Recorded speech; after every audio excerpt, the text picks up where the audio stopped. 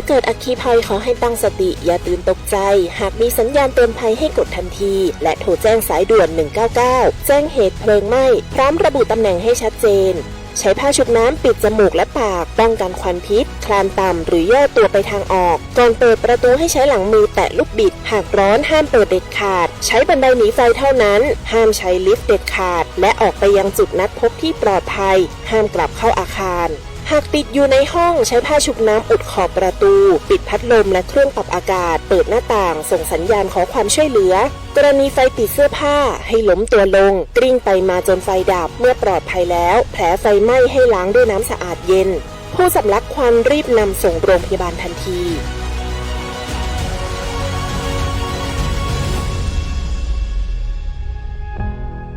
ปรารถนาดีจากสำนักงานประชาสัมพันธ์ที่ 3 กรมประชาสัมพันธ์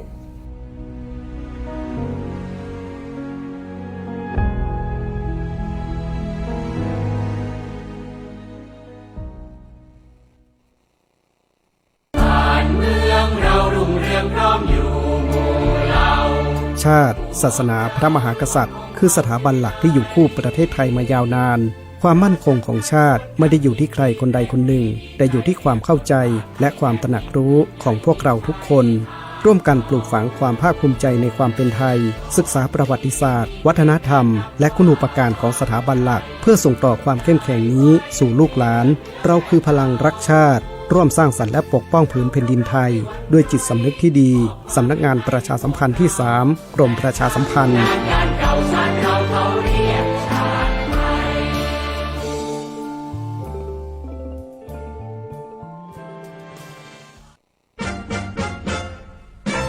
ท่านกำลังฟังสถานีวิทยุกระจายเสียงแห่งประเทศไทยจังหวัดแม่ฮ่องสอน FM 104 เมกะเฮิรตซ์เครือข่ายเพื่อคุณภาพชีวิตและสังคมวิทยุแห่งประเทศไทยให้ความรู้คู่ความสุข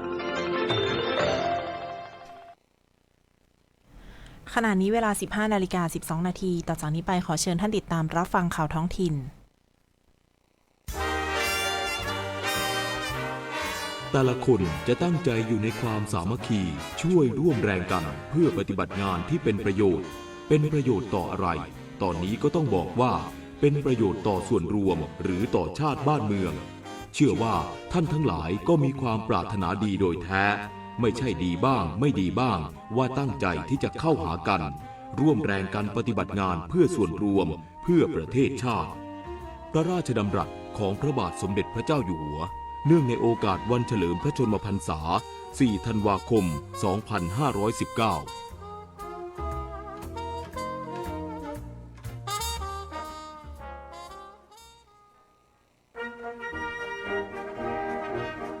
สามัคคีกันปรองดองกันนี่ความหมายของความสามัคคี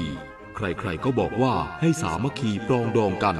ช่วยเหลือเพื่อประเทศชาติแต่แปลว่าอะไรก็ไม่รู้ถ้าคนหนึ่งคนใดในที่ประชุมนี้เรียกร้องพื้นที่สำหรับยืนเกินจำเป็นโดยอ้างความสุขส่วนตัวคนอื่นก็ต้องประท้วงเราทั้งหลายอยู่ได้ก็เพราะว่ามีความสามัคคีปรองดองกันพระราชดำรัสของพระบาทสมเด็จพระเจ้าอยู่หัวเนื่องในโอกาสวันเฉลิมพระชนมพรรษา 4 ธันวาคม 2517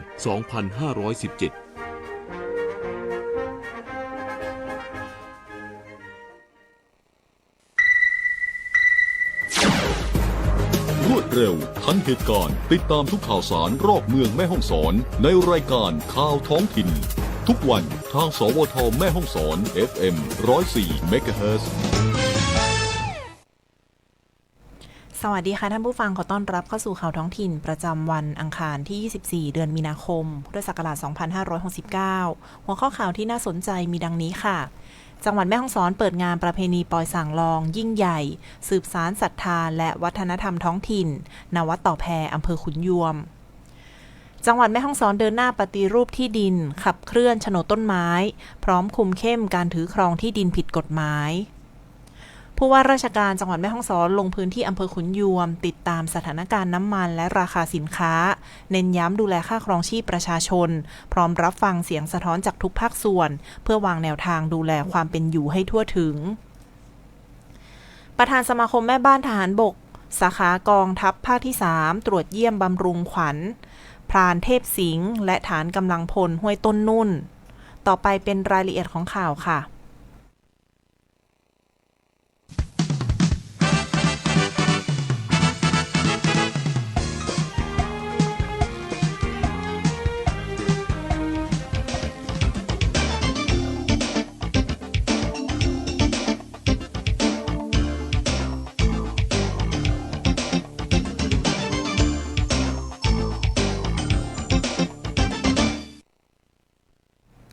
เริ่มที่ข่าวแรกค่ะจังหวัดแม่ฮ่องสอนเปิดงานประเพณีปอยส่างลองยิ่งใหญ่สืบสานศรัทธาและวัฒนธรรมท้องถิ่นณ วัดต่อแพอำเภอขุนยวมวันนี้ที่จังหวัดแม่ฮ่องสอนร่วมกับองค์กรปกครองส่วนท้องถิ่นและชุมชนจัดพิธีเปิดงานประเพณีปอยส่างลองภายใต้โครงการส่งเสริมพัฒนาประเพณีฟื้นฟูอนุรักษ์วัฒนธรรมเพื่อการท่องเที่ยวอย่างยั่งยืนโดยได้รับเกียรติจากนายวิบูลย์วาบัณฑิตผู้ว่าราชการจังหวัดแม่ฮ่องสอนเป็นประธานในพิธีเปิดณ วัดต่อแพตำบลแม่เงาอำเภอขุนยวมจังหวัดแม่ฮ่องสอนนางสาวกมลลักษณ์บุญซื่อวัฒนธรรมจังหวัดแม่ฮ่องสอนในนามคณะกรรมการจัดงานกล่าวรายงานว่าการจัดงานในครั้งนี้เป็นการบูรณาการร่วมกันระหว่างจังหวัดแม่ฮ่องสอนอบจ.แม่ฮ่องสอนสำนักงานวัฒนธรรมจังหวัดแม่ฮ่องสอนสภาวัฒนธรรมอำเภอขุนยวมและชุมชนบ้านต่อแพเพื่อสืบสานขนบธรรมเนียมประเพณีอันดีงามของชาวไทยใหญ่และปลูกฝังให้เยาวชนได้เรียนรู้หลักธรรมทางพระพุทธศาสนาในช่วงปิดภาคเรียนกิจกรรมในงานประกอบด้วยพิธีกรรมตามความเชื่อและวิถีชีวิตดั้งเดิมได้แก่วันที่ 23 มีนาคมพิธีตัดผมและโกนผมส่างลองวันที่ 24 มีนาคมพิธีแหกส่างลองและเรียกขวัญส่างลองพร้อมขบวนแห่ไปยังศาลเจ้าเมืองเพื่อขอขมาและขอพรวันที่ 15 มีนาคมขบวนแห่เครื่องไทยทานและต้นตาเปล่าพร้อมขบวนส่างลองรวม50คนเดินทางมายังวัดต่อแพและวันที่ 16 มีนาคมพิธีบรรพชาสามเณรนอกจากพิธีกรรมทางศาสนาแล้วภายในงานยังมีการสาธิตภูมิปัญญาทางวัฒนธรรมที่หาชมได้ยากเช่นการทำเสื้อผ้าชุดแต่งกายส่างลองการจัดหม้อน้ำต้าและทำกระแลบคอหรือสร้อยคอภาษาไทยใหญ่การปรุงอาหารมงคล32อย่างสำหรับส่างลองและนิทรรศการองค์ความรู้เกี่ยวกับประเพณีปอยส่างลองนายวิบูลย์วาบัณฑิตผู้ว่าราชการจังหวัดแม่ฮ่องสอนกล่าวในพิธีเปิดว่าประเพณีปอยส่างลองเป็นเอกลักษณ์ที่โดดเด่นของจังหวัดแม่ฮ่องสอนแสดงถึงพลังศรัทธาในบวรพระพุทธศาสนาการจัดงานในครั้งนี้นอกจากจะเป็นการส่งเสริมการท่องเที่ยวเชิงวัฒนธรรมแล้วยังเป็นการสร้างความเข้มแข็งให้กับสถาบันครอบครัวและสังคมโดยการให้บุตรหลานได้ใช้เวลาว่างให้เกิดประโยชน์จากการสืบทอดมรดกทางภูมิปัญญาของท้องถิ่นให้คงอยู่สืบไปข่าวต่อไปค่ะจังหวัดแม่ฮ่องสอนเดินหน้าปฏิรูปที่ดินขับเคลื่อนโฉนดต้นไม้พร้อมคุมเข้มการถือครองที่ดินผิดกฎหมายวันนี้เวลา 13:30 น.จังหวัดแม่ฮ่องสอนเดินหน้ายกระดับคุณภาพชีวิตเกษตรกรประชุมคณะกรรมการปฏิรูปที่ดินจังหวัดนัดแรกของปีงบประมาณพ.ศ. 2569มุ่งเน้นการใช้ประโยชน์ที่ดินอย่างยั่งยืนและการบังคับใช้กฎหมายอย่างเคร่งครัดนายอุดมศักดิ์ ขาวหนูนารองผู้ว่าราชการจังหวัดแม่ฮ่องสอนเป็นประธานในการประชุมคณะกรรมการปฏิรูปที่ดินจังหวัดแม่ฮ่องสอนครั้งที่ 1/2569 ณ ห้องประชุมประดิษฐ์จองคำศาลากลางจังหวัดแม่ฮ่องสอนเพื่อติดตามผลการดำเนินงานและวางแนวทางขับเคลื่อนนโยบายสำคัญในเขตปฏิรูปที่ดินไฮไลท์สำคัญในการประชุมได้แก่การขับเคลื่อนโฉนดต้นไม้โดยที่ประชุมร่วมวางแนวทางผลักดันนโยบายโฉนดต้นไม้ในเขตปฏิรูปที่ดินภายใต้โครงการพัฒนาเกษตรกรรมยั่งยืนเพื่อให้ต้นไม้มีมูลค่าทางเศรษฐกิจและสร้างรายได้เสริมให้เกษตรกร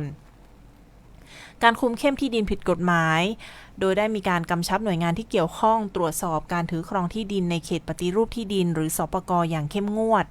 หากพบการครอบครองโดยมิชอบด้วยกฎหมายให้ดำเนินการตามขั้นตอนทันทีมาตรการงดเผาประกาศขอความร่วมมือเกษตรกรในเขตสปก.ห้ามเผา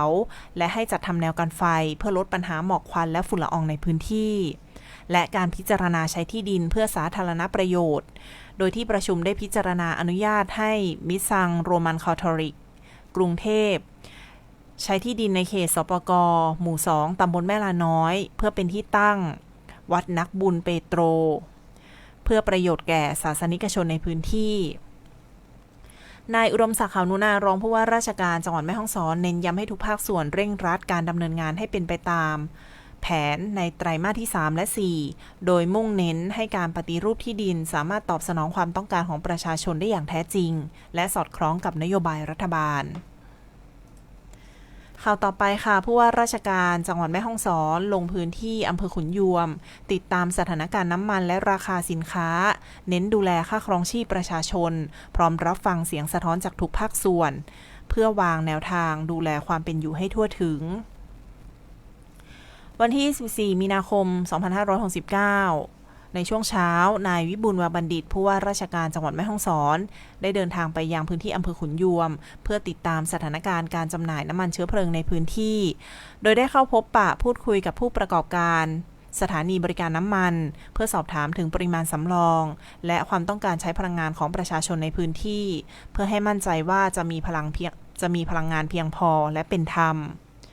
หลังการตรวจเยี่ยมสถานประกอบการแล้วผู้ว่าราชการจังหวัดยังได้ใช้โอกาสนี้พูดคุยกับพี่น้องประชาชนที่มาใช้บริการเติมน้ำมันอย่างเป็นกันเองเพื่อรับฟังปัญหาและผลกระทบจากสภาวะเศรษฐกิจปัจจุบันซึ่งข้อมูลจากการพูดคุยนี้จะนำไปเป็นแนวทางในการประสานงานเพื่อช่วยเหลือประชาชนในลำดับต่อไปจากนั้นผู้ว่าราชการจังหวัดแม่ฮ่องสอนและคณะได้สำรวจร้านค้าจำหน่ายสินค้าอุปโภคบริโภคในเขตอำเภอขุนยวมเพื่อตรวจสอบราคาสินค้าที่จำเป็นต่อการดำรงชีวิตโดยเน้นย้ำให้ร้านค้าปิดป้ายแสดงราคาให้ชัดเจนและขอความร่วมมือผู้ประกอบการไม่ให้ฉวยโอกาสปรับขึ้นราคาสินค้าเกินควรเพื่อช่วยลดภาระค่าใช้จ่ายให้กับพี่น้องประชาชนข่าวต่อไปค่ะประธานสมาคมแม่บ้านทหารบกสาขากองทัพภาคที่ 3 ตรวจเยี่ยมบำรุงขวัญพรานเทพสิงห์และฐานกำลังพลห้วยต้นนุ่นที่หน่วยเฉพาะกิจกรมทหารพรานที่ 36 ค่ายเทพสิงห์อำเภอแม่เสรียงจังหวัดแม่ฮ่องสอนคุณอิสรีบุญยะประธานสมาคมแม่บ้านทหารบกสาขากองทัพภาคที่ 3 และคณะเดินทางเป็นผู้แทนมอบสิ่งของอุปกรณ์และเครื่องอุปโภคบริโภคให้กับกำลังพลที่ปฏิบัติหน้าที่ราชการชายแดนและประชุมสมาคมแม่บ้านทหารบกณหน่วยเฉพาะกิจกรมทหารพรานที่ 36 ค่ายเทพสิงห์อำเภอแม่เสรียงจังหวัดแม่ฮ่องสอนพร้อมได้เยี่ยมชมกิจกรรมการดำเนินงานของสมาคมแม่บ้านทหารบกตัดเย็บเสื้อผ้าชุดไทยใหญ่ณสาขากรมทหารพรานที่ 36 พร้อมเยี่ยมบุตรกำลังพลที่มีความต้องการพิเศษตามโครงการมาตรา 35 วงเล็บ 3โดยก่อนหน้านี้ได้เดินทางไปมอบเครื่องอุปโภคบริโภคเพิ่มเติมให้กับกำลังพลที่ปฏิบัติหน้าที่ณฐานปฏิบัติการช่องทางห้วยต้นนุ่นอำเภอขุนยวมและฐานบ้านรักไทยอำเภอเมืองจังหวัดแม่ฮ่องสอนเพื่อเป็นขวัญและกำลังใจแก่กำลังพลที่ปฏิบัติหน้าที่ด้วยความเสียสละและอดทนอีกสักครู่ขอเชิญท่านติดตามรับฟังรายงานข่าวพยากรณ์อากาศจากสถานีอุตุนิยมวิทยาจังหวัดแม่ฮ่องสอนค่ะ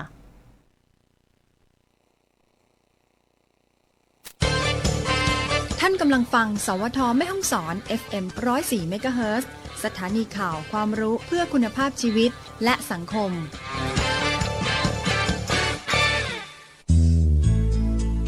ติดตามรายงานสภาพอากาศได้ที่นี่เวลานี้ทุกวันจากสถานีอุตุนิยมวิทยาแม่ฮ่องสอน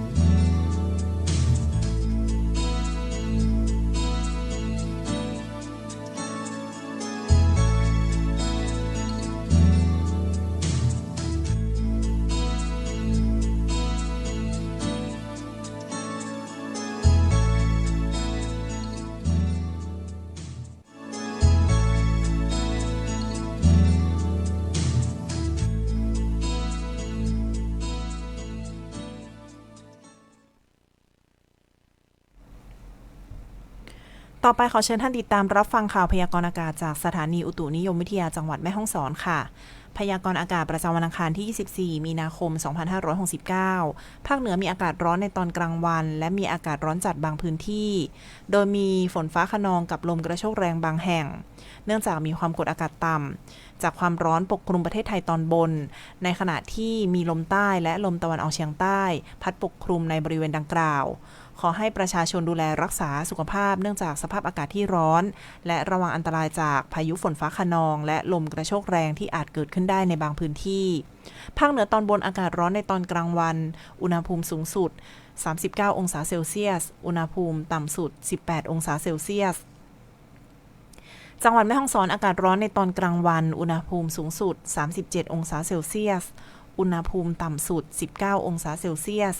ลมตะวันตกเฉียงใต้ความเร็ว 10-15 กิโลเมตรต่อชั่วโมงจบการรายงานข่าวพยากรณ์อากาศจากสถานีอุตุนิยมวิทยาจังหวัดแม่ฮ่องสอนค่ะ